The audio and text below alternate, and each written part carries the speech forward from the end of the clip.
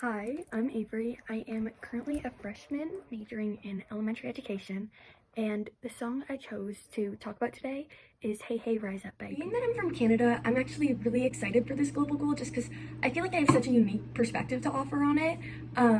Aside from the fact that government's just controlling how different people interact even with each other within the society, like in such subliminal ways. I'll definitely get into that later on. But I wanted to focus today on what happened when Russia had invaded Ukraine in 2022 because that's really behind the message of my song, which, although I'm not from Ukraine and I couldn't even begin to imagine the struggles the people that were there went through, I did live in Toronto, which when Justin Trudeau, our prime minister at the time, had set up all these programs for Ukrainians to allow for refuge into Canada, being that it was a really big city, we became a hotspot, and my high school was flooded. And being the social person I was at the time, I lacked knowledge of what was going on, so I just saw it as an opportunity to make friends. So I went around and I was talking to a bunch of these students, anyone who spoke English, and I ended up befriending this girl named Solomia, who I still remember to this day. She's the sweetest girl, but we got really close really fast, and without going into detail, because that is her experiences to share, it really opened my eyes to what happened to those people that lived in Ukraine at the time. She had experienced horrors that I don't think most of us will for our entire lifetime. And sitting there as a freshman listening to this girl who was my same age that had gone through things that I couldn't even imagine, it was mind-boggling to me. And then just like that really had me open up to her culture. We became really close friends, and I would go over to all her family parties and stuff. I remember sitting in the kitchen with her grandma, and her grandma didn't speak English, but her just crying and solo comforting her, and it was something I would never wish on anyone else. And it was an experience that I'm really glad I got to have, because I worry that it's so easy to turn a blind eye to these things that if I hadn't experienced that and seen it firsthand, I would still be ignorant to what goes on in the rest of the world. I know, just because of my experiences, I'm slightly biased when it comes to deciding what song best represents Global Goal 16, but I feel like Hey Hey Rise Up just really nails 16.1 and 16b on the head.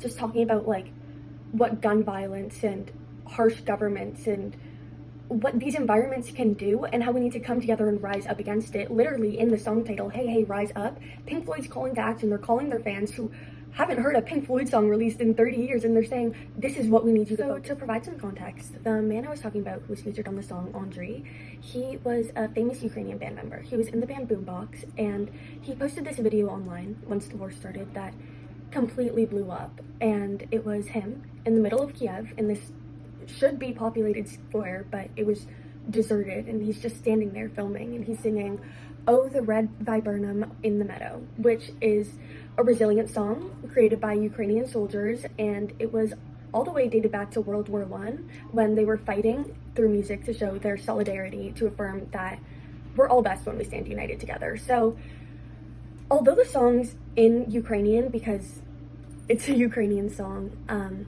I'll provide the translation because the lyrics are just so powerful, and you can hear the